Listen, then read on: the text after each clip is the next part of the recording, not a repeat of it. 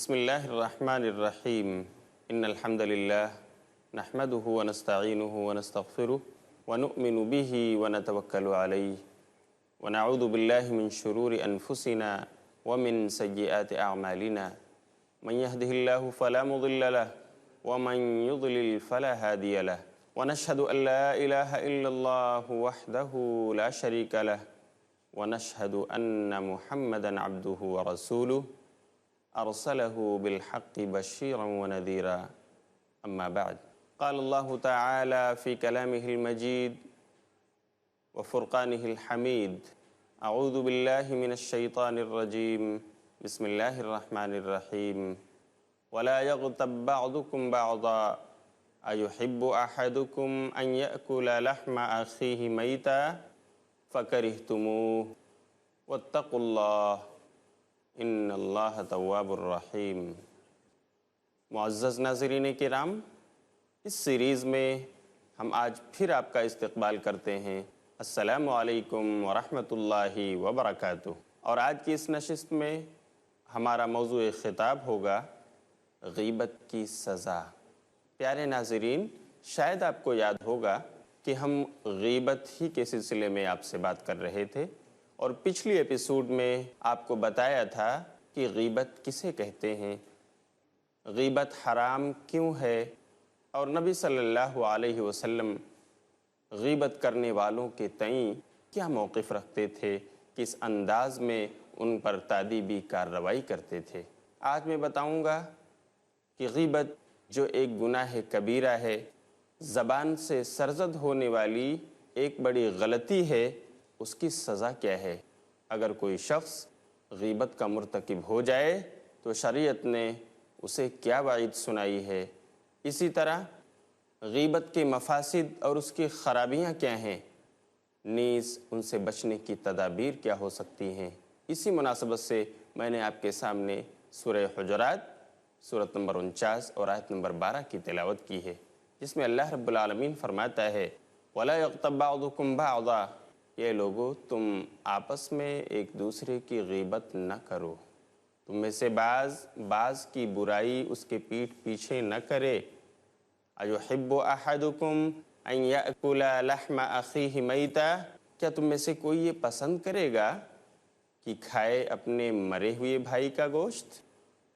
फ़करिह्तुमूहु, नापसंदीदा है ये तुम्हारे लिए, तुम इसे नापसंद करते हो, तो तुम ऐसा क्यों करते कि अपने भाई की ग़ीबत करते हो, उसकी पीठ पीछे उसकी बुराई बयान करते हो। वत्तक़ुल्लाह, अल्लाह से डरो अपने भाई की ग़ीबत के बारे में, उसकी इज़्ज़त व आबरू पर कीचड़ उछालने के सिलसिले में, उसकी इज़्ज़त व आबरू पर हमला आवर होकर लोगों को बदगुमान करने की बाबत अल्लाह से डरो। इन्नल्लाह तव्वाबुर रहीम, और याद रखो अल्लाह रब्बुल आलमीन बहुत तौबा कबूल करने वाला और रहम करने वाला है। मेरे दोस्तों, ये है ग़ीबत के बारे में कुरान का स्टेटमेंट जो मैंने आपको पिछली नशिस्त में भी सुनाया था। ग़ीबत अगर कोई शख्स करता है तो शरीयत ने उसे सज़ा की वईद सुनाई है। एक बहुत ही मशहूर हदीस जिसे हदीस मेराज कहा जाता है, हज़रत अबू हुरैरा रज़ी अल्लाह ताला अन्हु से सुनन अबू दाऊद में मरवी है, बाबुन फिल ग़ीबह के अंदर सही सनद के साथ। अबू हुरैरा कहते हैं कि नबी सल्लल्लाहु अलैहि वसल्लम ने फरमाया, लम्मा उरिज बी, जब मुझे मेराज पर ले जाया गया, मररतु बिक़ौमिन लहुम अज़फ़ारुम मिन नुहासिन, तो मेरा गुज़र कुछ ऐसे लोगों के पास से हुआ जिनके नाखून तांबे और पीतल के थे। यख़मिशून बिहा वुजूहहुम व सुदूरहुम, जिन नाखून के ज़रिए वो अपने चेहरों को और अपने सीने को खराश लगा रहे थे, नोच रहे थे, यहाँ तक कि वो फिर सही हो जाता और फिर उसे नोचा करते। फ़क़ुल्तु मन हाउलाई या जिब्रील, मैंने अर्ज़ किया कि ए जिब्रील अमीन, बताइए ये कौन लोग हैं जिनको ये सज़ा मिल रही है। क़ाला, तो जिब्रील अलैहिस्सलाम ने जवाब दिया, हाउलाई लज़ीना याकुलूना लुहुमन नास व यक़ऊना फ़ी अअरादिहिम, ये वो लोग हैं जो लोगों का गोश्त खाया करते थे, अपने भाइयों का गोश्त खाया करते थे, यानी उनकी ग़ीबत किया करते थे, उनकी पीठ पीछे बुराइयां करते फिरते थे, وَيَقَعُونَ فِي أَعْرَاضِهِمْ، اور ان کے عزت و آبرو کو لوٹا کرتے تھے، یعنی لوگوں میں بدگمانیاں پیدا کر کے، ان کی برائیاں بیان کر کے، ان کی عزت و آبرو کو خاک میں ملانے کی کوشش کیا کرتے تھے۔ یہ وہ لوگ ہیں جن کی یہ سزا ہے۔ اسی طرح یہ اپنے منہ کو خراش لگاتے رہیں گے، اپنے منہ کو نوچتے رہیں گے، اپنے سینوں کو نوچتے رہیں گے۔ یہ ہے کسی غیبت کرنے والے کی سزا، جو نبی صلی اللہ علیہ وسلم نے معراج کے موقع پر دیکھا اور جبریل امین سے پوچھا یہ کس کی سزا ہے۔ آپ اندازہ لگا سکتے ہیں کہ غیبت جسے آج عوام تو عوام، خاص لوگ بھی اس میں ملوث نظر آ رہے ہیں۔ جہلا اور جاہلوں کی تو بات چھوڑیے، علماء کرام کا اچھا خاصا طبقہ غیبت کی اس بیماری میں لت پت نظر آ رہا ہے، اور انہیں فکر نہیں ہوتی کہ یہ غیبت ہے، جس کی سزا اگر کسی جاہل کے لیے ہے تو ایک عالم اور مولوی جو غیبت کا مرتکب ہوگا اسے بھی یہ سزا ملے گی۔ اللہ رب العالمین ہر خاص و عام اور ہر عالم و جاہل کو اس سے بچنے کی اور بچنے کی فکر کرنے کی توفیق عطا فرمائے۔ غیبت کے مفاسد کیا ہیں؟ اس کے خرابیاں کیا ہوتی ہیں؟ میرے دوستو، اگر سماج اور سوسائٹی کا سروے کیجئے، آپ گھومیے پھریے اور جائزہ لیجئے، تو آپ کو پتہ چلے گا کہ بہت ساری بیماریاں جنہیں سماجی اور سوشل بیماری آپ کہہ سکتے ہیں، وہ غیبت کی وجہ سے پیدا ہوئی ہیں۔ مثلاً دو بھائیوں کے گھر میں پارٹیشن، صرف اس لیے کہ کسی نے غیبت کر کے اپنا رول پلے کیا۔ ایک بھائی کی دوسرے بھائی سے دشمنی کرا دی، اور وہی دو بھائی جو آپس میں بالکل میل اور محبت سے رہتے تھے، ان میں اب نفرت و عداوت کی دیوار حائل ہو گئی، اور وہ ایک دوسرے کے دشمن نظر آنے لگے۔ نتیجتاً ان کے گھر میں پارٹیشن ہو گیا، بانٹ ہو گئی۔ کیوں؟ اس لیے کہ غیبت کرنے والے نے اپنا رول ادا کیا۔ اسی طرح دو بزنس پارٹنر جو آپس میں تجارت و کاروبار کر رہے تھے اور بہت خوش تھے، لیکن ان کی یہ خوشی کسی انسان کو نہیں بھائی، نتیجتاً اور اس نے غیبت کرنا شروع کیا۔ ایک پارٹنر سے جا کر کے یہ بات اور دوسرے سے اس کی برائی، اور اس طرح سے دو بزنس پارٹنر جو بہت اچھے انسان تھے، جو ایک دوسرے سے محبت کرتے تھے، جن کی تجارت اور جن کا کاروبار اور بزنس اعتماد اور ٹرسٹ پر قائم تھا، آج ان میں بے اعتمادی اور ایک دوسرے پر بھروسہ نہ رکھنا، یہ بیماری پیدا ہو گئی، جس کی وجہ سے وہ دونوں بزنس سے الگ ہو گئے۔ بلکہ آپ کو بہت سارے واقعات ایسے بھی ملیں گے کہ میاں اور بیوی جن کو اسلام نے نکاح کے ذریعہ ایک بہت ہی مضبوط بندھن میں باندھ دیا ہوتا ہے، جن کو اسلام نکاح کے ذریعہ بہت ہی مضبوط بندھن میں باندھ دیتا ہے، جو بہت ہی محبت کا بہت ہی مضبوط رشتہ ہوتا ہے، اور یہ میاں اور بیوی ایک دوسرے کے لیے بالکل ایک ایسی گاڑی کی حیثیت رکھتے ہیں جو دو پہیوں پر چلتی ہے، جس کا ایک پہیہ شوہر اور دوسرا اس کی بیوی ہے۔ دونوں میں بہت ہی گہری محبت ہوتی ہے، لیکن بہت سارے واقعات آپ کو ملیں گے کہ بس کسی غیبت کار نے جا کر کے شوہر اور بیوی کے درمیان بھی تفرقے بازی کی کوشش کی اور نتیجتاً کامیاب ہو گیا، ایک دوسرے کو بدگمان کر دیا، یہاں تک کہ بیوی خلا لینے پر آ گئی یا شوہر طلاق دینے پر آ گیا۔ میرے دوستو، غیبت، اس کی تباہ کاریاں بہت زیادہ ہیں، حتیٰ کہ اسی غیبت کی وجہ سے بہت سارے دوست ایک دوسرے سے جدا ہو جاتے ہیں، بہت سارے اسٹوڈنٹس اپنے کلاس میٹ سے دشمنی لے لیتے ہیں، حتیٰ کہ بہت سارے شاگرد اپنے اساتذہ سے بھی بدگمان ہو جاتے ہیں جب یہ بیماری کالجز، یونیورسٹیز اور مدرسوں میں عام ہوتی ہے۔ غیبت یہ ایک ایسی سماجی بیماری ہے کہ اگر اس پر روک نہیں لگائی گئی، انسان نے اپنا محاسبہ نہیں کیا، تو یہ بیماری اس سے آگے بڑھ کر اس کے خاندان کو لپیٹ میں لے سکتی ہے، اور پھر اگر امر بالمعروف اور نہی عن المنکر کا فریضہ انجام نہ دیا گیا تو بستی، شہر اور پھر پورا ملک اس کے لپیٹ میں آ سکتا ہے۔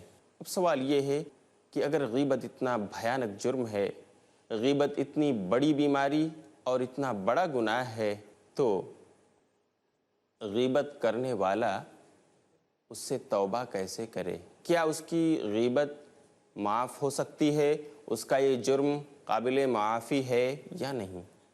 جی ہاں، کوئی بھی جرم ایسا نہیں کہ جو اس دنیا میں اگر جس کی معافی مانگی جائے تو اللہ معاف نہ کر دے اور اپنی دامن رحمت میں اسے جگہ نہ دے۔ حتیٰ کہ شرک جیسا گناہ جسے اکبر الکبائر کہا جاتا ہے، بڑے میں سے بھی بڑا گناہ، اس کو بھی اللہ رب العالمین اس دنیا کی زندگی میں معاف کر سکتا ہے، تو غیبت کیوں نہیں؟ لیکن غیبت اس وقت تک معاف نہیں کی جا سکتی، اللہ کے دربار میں اسے اس وقت تک معاف نہیں کیا جا سکتا جب تک اس انسان سے نہ معافی مانگ لی جائے جس کی غیبت کی گئی ہے۔ ایک حدیث جسے صاحب مشکات نے درج کیا ہے اپنی کتاب مشکات المصابیح میں، علامہ البانی کی تحقیق کے مطابق یہ روایت صحیح ہے، اور اس حدیث کا نمبر ہے 4875۔ وہ حدیث یہ ہے کہ اللہ کے رسول نے فرمایا الغیبت اشد من الزنا، غیبت یہ زنا سے بھی بڑا جرم ہے۔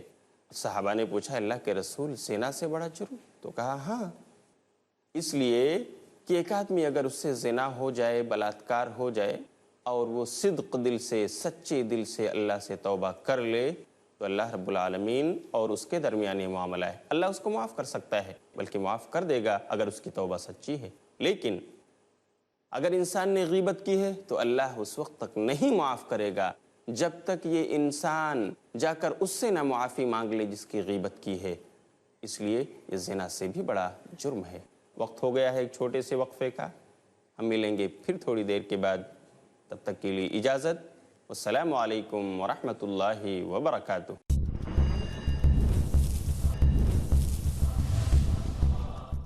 معزز ناظرین کرام، ہم دوبارہ اس نشست میں آپ کا استقبال کرتے ہیں۔ السلام علیکم ورحمۃ اللہ وبرکاتہ۔ ہماری بات آپ سے ہو رہی تھی کہ غیبت یہ ایک ایسی سماجی بیماری ہے کہ اگر اس پر روک نہیں لگائی گئی، انسان نے اپنا محاسبہ نہیں کیا تو یہ بیماری اس سے آگے بڑھ کر اس کے خاندان کو لپیٹ میں لے سکتی ہے، اور پھر اگر امر بالمعروف اور نہی عن المنکر کا فریضہ انجام نہ دیا گیا تو بستی، شہر اور پھر پورا ملک اس کی لپیٹ میں آ سکتا ہے۔ اب سوال یہ ہے کہ اگر غیبت اتنا بھیانک جرم ہے، غیبت اتنی بڑی بیماری اور اتنا بڑا گناہ ہے، تو غیبت کرنے والا اس سے توبہ کیسے کرے؟ کیا اس کی غیبت معاف ہو سکتی ہے؟ اس کا یہ جرم قابل معافی ہے یا نہیں؟ جی ہاں، کوئی بھی جرم ایسا نہیں کہ جو اس دنیا میں اگر جس کی معافی مانگی جائے تو اللہ معاف نہ کر دے اور اپنی دامن رحمت میں اسے جگہ نہ دے۔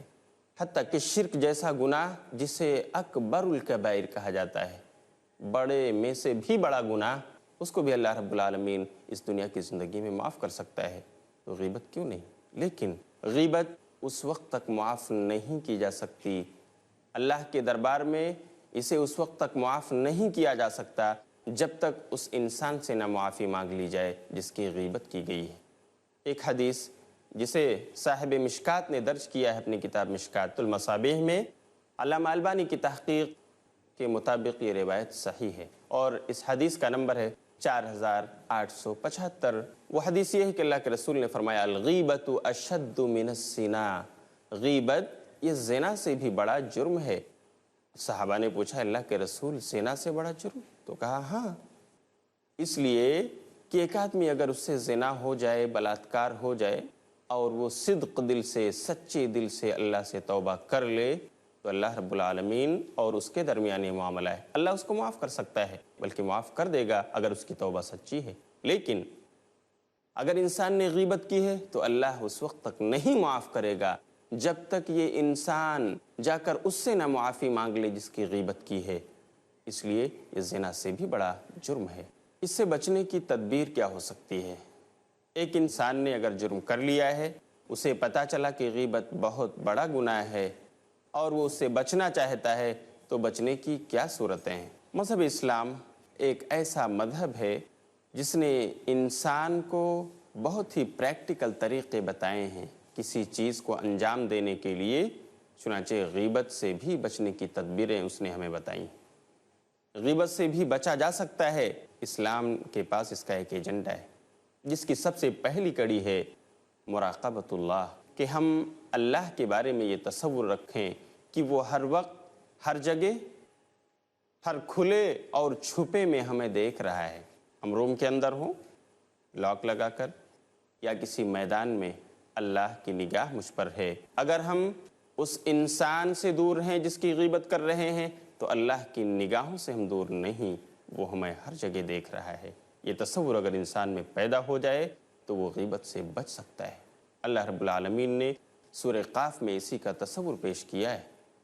ما یلفظ من قول الا لدیہ رقیب عتید. اللہ فرماتا ہے کہ کوئی بھی بات زبان سے ادا نہیں ہوتی مگر اس کے پاس ایک زبردست نگراں ہے جو اس کو نوٹ کر لیتا ہے، لکھ لیتا ہے. پتہ یہ چلا کہ ہمارے ہر فعل کو، ہر قول کو ریکارڈ کیا جا رہا ہے. اگر ہم نے اپنے اندر یہ تصور پیدا کر لیا تو انشاءاللہ غیبت سے بچنے میں ہمیں مدد ملے گی. دوسری جگہ بھی اللہ رب العالمین فرماتا ہے ان اللہ لا يخفى علیہ شیء فی الارض ولا فی السماء، کہ اللہ تو وہ ہستی ہے کہ جس سے کوئی بھی چیز نہیں پوشیدہ، نہ زمین کے اندر اور نہ آسمانوں میں. گویا ہم کسی کی غیبت کر رہے ہوں تنہائی میں، اللہ وہاں بھی ہم کو دیکھ رہا ہے. ہم سر محفل کسی کو بدنام کر رہے ہوں، کسی پر کیچڑ اچھال رہے ہوں، اس کا بھی علم اللہ تعالیٰ کو ہے. تو اگر ہم نے اپنے آپ کو اللہ کے تصور سے باندھ لیا کہ وہ ہر وقت ہمیں دیکھ رہا ہے، ہمارا ہر قول و فعل اس کی نگرانی میں ہے اور فرشتے لکھ رہے ہیں، نوٹ ڈاؤن کر رہے ہیں، تو انشاءاللہ ہم غیبت اور اس جیسی دوسری زبان کی جو برائیاں ہیں اس سے ہم بچ سکتے ہیں. ایک دوسرا نسخہ غیبت سے بچنے کا یہ ہے کہ ہم اپنے گرد و پیش پر نظر ڈالیں. ہم کس کے ساتھ اٹھتے بیٹھتے ہیں، ہمارے دوست احباب کون سے لوگ ہیں، ہم نے کس کو اپنا جگری دوست بنایا ہے، وہ سچے اور اچھے لوگ ہیں یا غلط اور برے لوگ ہیں. اس کا بھی بہت ہی گہرا اثر پڑتا ہے انسان کی زندگی پر، جس کا ذکر نبی صلی اللہ علیہ وسلم نے ایک صحیح حدیث میں فرمایا الرجل علی دین خلیلہ. آپ نے فرمایا کہ انسان اپنے دوست کے دین پر ہوا کرتا ہے، یعنی اپنے دوست کے کیریکٹر، اس کے اخلاق، اس کے نیچر سے متاثر ہوتا ہے اور وہ چیزیں قبول کر لیتا ہے جو اس کے دوست میں ہیں. فَلْيَنْظُرْ أَحَدُكُمْ مَنْ يُخَالِلْ. تو چاہیے کہ تم میں سے ہر ایک دیکھے کہ وہ کس کو اپنا دوست بنا رہا ہے، اچھے کو یا برے کو، سچے کو یا جھوٹے کو، حق کو یا باطل کو، تاکہ وہ اگر سچا ہے، اچھا ہے تو اس کے اچھے اخلاق کو اپنائے، اور اگر وہ برا ہے تو اسے چاہیے کہ اپنی اصلاح کر لے اور بروں کی صحبت میں رہنے سے، بیٹھنے سے دور رہے. کیونکہ صحبت ایک ایسی چیز ہے، ہم نشینی اور مجالست ایک ایسا مؤثر ہتھیار ہے جس کی وجہ سے آپس میں ایک دوسرے کے اثر کو قبول کرتے ہیں. ایک دوست اپنے دوست کے کیریکٹر، اس کے اخلاق کو قبول کرتا ہے. وہ اچھے بھی اخلاق ہو سکتے ہیں اور برے بھی. اسی لیے اللہ کے رسول نے کہا ہر انسان کو دیکھنا چاہیے کہ اس کا دوست کون ہے، اچھا یا برا. اسی طرح ایک اور حدیث جو جید سند کے ساتھ مروی ہے، اس میں نبی صلی اللہ علیہ وسلم نے اس بات پر زور دیا ہے کہ لوگوں کو اچھی صحبت میں رہنا چاہیے، اچھے لوگوں کو اپنا دوست بنانا چاہیے تاکہ ان کا فائدہ ان کی ذات کو ملے اور اس سے دوسروں کو بھی ملے. آپ نے فرمایا مثل الجلیس الصالح کحامل المسک. ایک اچھے ساتھی کی مثال ایسے ہے جیسے مشک والا. ومثل الجلیس السوء کنافخ الکیر. اور برے ساتھی کی مثال ایسے ہے جیسے بھٹی میں پھونکنے والا لوہار یا سونار. تو اللہ کے رسول نے فرمایا اگر اچھا ساتھی ہے تو اس کی مثال مشک والے جیسی ہے کہ اگر وہ اس کے پاس جائے گا، اگرچہ نہ خریدے اس کی خوشبو، لیکن کم سے کم وہاں بیٹھنے سے اس کو خوشبو تو ملے گی، اس سے تو وہ اپنے آپ کو مسحور کر سکے گا، فائدہ اٹھا سکے گا. لیکن اگر اس کا ساتھی برا ہے تو اسے آگاہ رہنا چاہیے، کیونکہ برا ساتھی ایسے ہے جیسے بھٹی میں پھونکنے والا لوہار. اور اس کی بھٹی کہ اگر وہاں جا کر کوئی انسان بیٹھتا ہے اس لوہار کے پاس، اس سونار کے پاس، تو ہو سکتا ہے کہ آگ کی چنگاری اس کے کپڑوں کو اپنی لپیٹ میں لے لے. یا کم سے کم اگر اس کا کپڑا بچ گیا، نہیں جلا، اس کے شعلے اور اس کی چنگاریاں اس کے اوپر نہیں پڑی، تو کم سے کم وہاں بیٹھ کر وہ اس کی بدبو تو محسوس کرے گا۔ کیوں؟ اس لیے کہ لوہار اور سونار کا کام محنت کا ہے، وہ بھٹی میں پھونکتا رہتا ہے، پسینے نکلتے ہیں، بدبو پھیلتی ہے۔ تو یہ ہے برے ساتھی کی مثال۔ اس لیے اگر غیبت سے بچنا ہے تو ہم کو اپنے دوست کا انتخاب ہم کیسے کریں، اس کا بھی خیال رکھنا ہوگا۔ اچھے ساتھی کا انتخاب اگر ہم کرتے ہیں تو غیبت سے بچ سکتے ہیں، اچھی خصلتیں ہم میں آ سکتی ہیں۔ اسی طرح غیبت سے بچنے کا ایک اہم ہتھیار یہ بھی ہے کہ ہم جو بھی بات ہم اپنی زبان سے نکالنے کا ارادہ کریں تو ہم اسے تول لیں، ناپ لیں، وزن کر لیں، وہ بات کیسی ہے، کیونکہ یہ زبان تو ہماری ہے نا۔ دو جبڑوں کے بیچ اللہ نے ہمیں جو زبان دی ہے اس پر ہم قابو کر سکتے ہیں۔ اس لیے ہمیں چاہیے کہ ہم موازنہ کر لیں، ہم پرکھ لیں، ہم جانچ لیں کہ جو کچھ بولنے جا رہے ہیں وہ بات کیسی ہے، خود میرے حق میں اچھی ہے یا نہیں، سماج اور سوسائٹی کے لیے وہ بات اچھی ہے یا نہیں، اور پھر اسے ادا کریں تو انشاءاللہ بہت اس کا امکان ہے کہ ہم غیبت، چغلی اور اس جیسی دوسری بیماریوں سے، دوسرے بڑے گناہوں سے بچ جائیں گے۔ حسن بصری کے بارے میں آتا ہے، ایک بڑے اسکالر تھے پرانے وقت میں، وہ کہتے تھے کہ ایک ہوشیار اور بیوقوف کی پہچان یہ ہے کہ ہوشیار آدمی کی زبان اس کے دل کے پیچھے ہوتی ہے، ایک عقل مند اور ہوش مند آدمی جو ہوگا اس کی زبان اس کے دل کے پیچھے ہوا کرتی ہے۔ یعنی جب کوئی وہ بات بولنے جاتا ہے تو سب سے پہلے اپنے دل سے مشورہ کرتا ہے، میں اسے بولوں یا نہ بولوں، یہ بات اچھی ہے یا بری، حق ہے یا باطل، اور پھر وہ اسے بولتا ہے۔ گویا زبان اس کی تابع ہے اس کے دل کے، دل جو کہتا ہے اور سوچنے سمجھنے کے بعد جو فیصلہ کرتا ہے اس کے مطابق ایک ہوشیار اور عقل مند انسان اپنے جملوں کو ادا کرتا ہے۔ لیکن ایک بیوقوف تو اس کا دل اس کی زبان کے آگے ہوا کرتا ہے، پہلے وہ بول دیتا ہے، بک دیتا ہے، اور پھر سوچتا ہے اللہ میں کیا بول گیا، غلط کیا میں نے، مجھے نہیں بولنا چاہیے تھا۔ پھر دل کے پاس جاتا ہے اور سوچتا ہے اللہ مجھ سے کیا ہوا، میں نے غلط بات بول دی، لوگوں کو میں نے برا بھلا کہہ دیا، ایسا نہیں کہنا چاہیے تھا۔ میرے دوستو، غیبت، چغلی اور اس جیسی زبان کی دوسری بیماریاں جس میں آج کا معاشرہ اور آج کی سوسائٹی لت پت ہے، اگر ہم اپنے آپ کو، اپنے بچوں کو، اپنے خاندان کو، اپنی بستی کو اس بیماری سے بچانا چاہتے ہیں تو سب سے پہلے ہمیں اسے خود سمجھنا ہوگا، اپنے خاندان والوں کو سمجھانا ہوگا، پھر اس کا چرچا ہمیں اپنی بستی اور اپنے ملک میں بھی کرنا ہوگا، اور اس کا علاج کیا ہے اسے بھی بتلانا ہوگا۔ میں انہی باتوں پر اکتفا کرتا ہوں اور آپ سے اجازت چاہتا ہوں۔ انشاءاللہ پھر میں ملوں گا آپ سے اگلی نشست میں، تب تک کے لیے انتظار کیجئے۔ وآخر دعوانا ان الحمد للہ رب العالمین، والسلام علیکم ورحمۃ اللہ وبرکاتہ۔